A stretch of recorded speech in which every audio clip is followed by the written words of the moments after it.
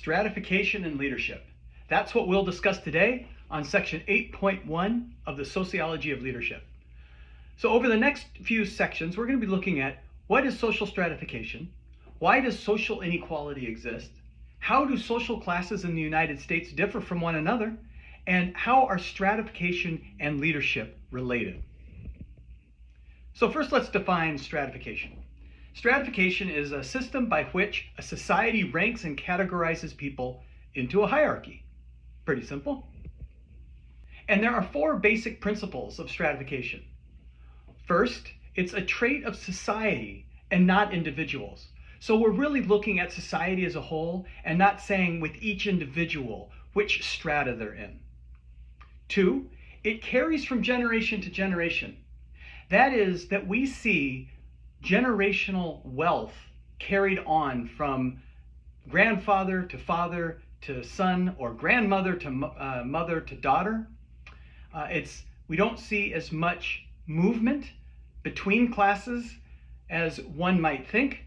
And so for the most part, you are in the same strata as your grandparents or your parents.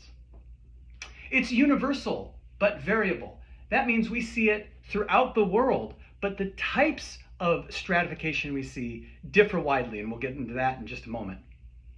And it involves inequality and beliefs. So it's a belief structure that promotes inequality within different countries. So three types of classes that we look at: classless systems, which are complete equality throughout the classes.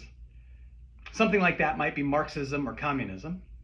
A closed system, which is a caste system, and this allows for almost no change in social position. We see this in India, where you're unlikely to escalate through classes, even if you are successful in your job. And then we see an open system, a class system. And this permits much more social mobility. This is something that we see in most industrialized countries in the world.